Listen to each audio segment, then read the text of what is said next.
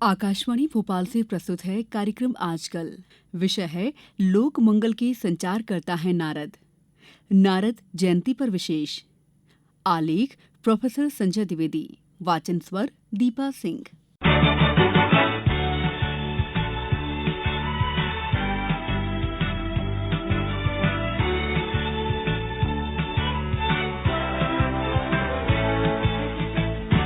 ब्रह्मर्षि नारद लोक मंगल के लिए संचार करने वाले देवता के रूप में हमारे सभी पौराणिक ग्रंथों में एक अनिवार्य उपस्थिति है। वे तीनों लोकों में भ्रमण करते हुए जो कुछ करते हैं और कहते हैं वो इतिहास में दर्ज है। इसी के साथ उनकी गंभीर प्रस्तुति नारद भक्ति सूक्ति में प्रकट होती है, जिसकी व्याख्या अनेक आधुनिक विद्वानों ने भी की है। नारद जी की लोक छवि जैसी बनी और बनाई गई है, वे उससे सर्वथा अलग हैं। उनकी लोक छवि झगड़ा लगाने या कलह पैदा करने वाले व्यक्ति की है, जबकि हम ध्यान से देखें तो उनके प्रत्येक संवाद में लोक मंगल की भावना ही है। भगवान के दूत के रूप में उनकी आवाजाही और उनके कार्य हमें बताते हैं कि वे निरर्थक संवाद नहीं करते, वे निरर्थक प्रवास भी नहीं करते। उनके समस्त प्रवास और संवाद सायास हैं, सकारण हैं। उद्देश्य की स्पष्टता और लक्ष्य निष्ठा के वे सर्वश्रेष्ठ उदाहरण हैं। हम देखते हैं कि वे देवताओं के साथ राक्षसों और समाज के सभी वर्गों से संवाद रखते हैं। सब उन पर विश्वास भी करते हैं। देवताओं, मनुष्यों और राक्षसों के बीच ऐसा समान आदर तो देवाधिदेव इंद्र को भी दुर्लभ है। वे सबके सलाहकार, मित्र, आचार्य और मार्गदर्शक हैं। वे कालातीत हैं, सभी युगों और सभी लोकों में समान भाव से भ्रमण करने वाले। ईश्वर के विषय में जब वे हमें बताते हैं तो उनका दार्शनिक व्यक्तित्व भी हमारे सामने प्रकट हो जाता है। पुराणों में नारद जी को भागवत संवाददाता की तरह देखा गया है।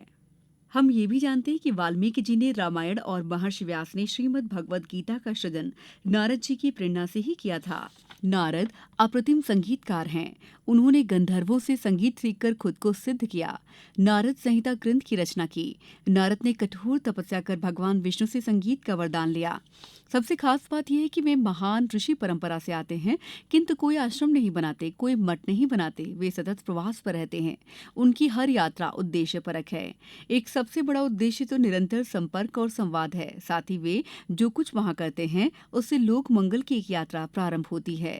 उनसे सतत संवाद, सतत प्रवास, सतत संपर्क, लोक मंगल के लिए संचार करने की सीख ग्रहण की जा सकती है।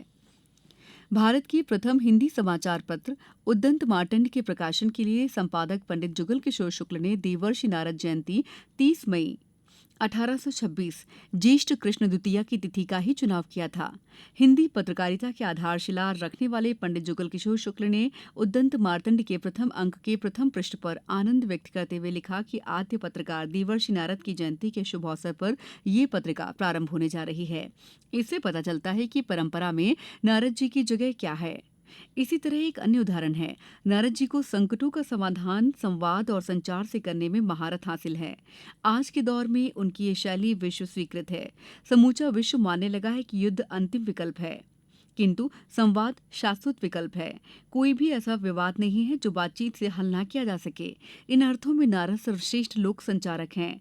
सबसे बड़ी बात यह कि नारद का स्वयं का कोई हित नहीं था, इसलिए उनका समूचा संचार लोक हित के लिए है। नारद भक्ति सूत्र में 84 सूत्र हैं। ये भक्ति सूत्र जीवन को एक नई दिशा देने का सामर्थ्य रखते हैं। इन सूत्रों को प्रकट ध्येय तो ईश्वर की ही प्राप्ति है, किंतु अगर हम इनका विश्लेषण करें तो पता चलता है कि इससे आज की मीडिया और मीडिया साथियों के लिए भी उचित दिशा बोध कराया गया है। नारद भक्ति सूत्रों पर अनेक विद्वानों ने टीकाएं की हैं, जिससे उनके दर्शन के बारे में विस्तृत समझ पैदा होती है। पत्रकारिता की दृष्टि से कई विद्वानों ने नारद जी के व्यक्तित्व और कृतित्व का आकलन करते हुए लेख लिखा है। हालांकि उनके संचारक व्यक्तित्व का समग्र मूल्यांकन होना शेष है, क्योंकि उन पर लिखी गई ज्यादातर पुस्तकें उनके आध्यात्मिक और दार्शनिक पक्ष पर केंद्रित हैं। काशी विद्यापीठ के पत्रकारिता के आचार्य प्रोफेसर ओम प्रकाश सिंह ने आदि पत्रकार नारद का संचार दर्शन शीर्षक से एक पुस्तक लिखी है। संचार के विद्वान और हरियाणा उच्च शिक्षा आयोग के अध्यक्ष प्रोफेसर ब्रजकिशोर कुठियाला मानते हैं, नारद जी सिर्फ संचार के ही नहीं, सुशासन के मंत्रदाता भी हैं।